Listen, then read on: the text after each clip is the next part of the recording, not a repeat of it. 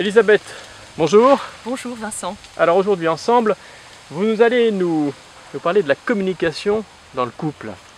Est-ce que c'est important? Très important. C'est évidemment très important Vincent, vous vous en doutez bien. Alors la communication, on en parle beaucoup, pas seulement dans le couple. Néanmoins, dans une vie de couple, si on souhaite qu'elle soit réussie, il s'agit de construire une intimité. Et pour construire cette intimité, communiquer est extrêmement important, et communiquer en vérité et en authenticité, c'est important. Sinon, on ne s'en sort pas. Alors dans cette soirée ou dans la perspective de communication, nous allons regarder ensemble de quoi s'est fait cette communication. Il faut déjà s'écouter soi-même, écouter l'autre. Sur une phrase ou un livre, on dit ça et on dit mais bien évidemment, c'est bien sûr. Voilà, entre la théorie et la pratique, voilà. Souvent il y a un écart. C'est pas si simple. Pourquoi c'est pas simple? Parce que quand l'autre parle, eh bien j'entends ce qu'il me dit, mais j'entends aussi le reflet de ce qu'il me dit, l'écho que ça fait en moi, et peut-être que je ne l'écoute pas vraiment tel que lui se dit, tout simplement. Donc on va apprendre petit à petit avec des exercices, repérer là où nous en sommes de notre écoute l'un de l'autre, et aussi essayer de la mettre en œuvre. Vous voulez dire qu'on filtre, même inconsciemment, ce que dit l'autre, ce qu'on dit de nous? Absolument. Nous allons regarder pour cela, il y a des obstacles à une bonne écoute. Ils sont nombreux, on les regardera ensemble. On a aussi des mauvais réflexes qu'il faudra peut-être que nous changions, mais tout cela, nous allons le regarder. Et puis, il y a aussi des principes que nous regarderons pour écouter efficacement, qu'on essaiera ensemble de mettre en œuvre.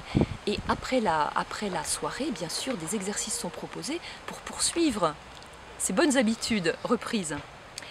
Il y a aussi un élément important dans cette session-là sur la communication, c'est que pour communiquer, il faut aussi être au clair avec ses sentiments personnels et écouter les sentiments éprouvés par l'autre.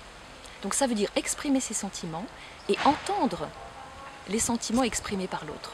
Et ça aussi, ça demande d'en prendre soin. Ça prend du temps. Ça prend du temps. Et ça ne va pas toujours de soi. Ça ne va pas toujours de soi, mais si ces donc cette écoute que l'on essaye en vérité de mettre en œuvre de meilleure manière, qu'on essaie de corriger peut-être, si en même temps on essaie d'exprimer ses sentiments, certains conjoints n'arrivent pas du tout à exprimer leurs sentiments.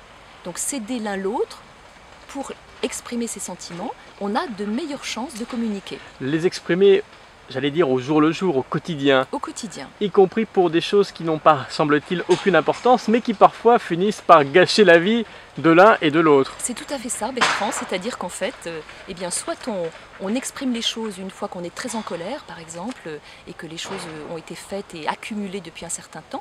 Donc c'est apprendre une sorte d'écologie de l'expression de ses sentiments, déjà les reconnaître en soi, oser se les dire à soi-même, oser les dire à son conjoint, qui est un ami et pas un ennemi, pour pouvoir petit à petit communiquer davantage. C'est tout un art, vous nous l'avez dit, en tout cas vous nous l'avez suggéré. Pour chacun de nous, évidemment.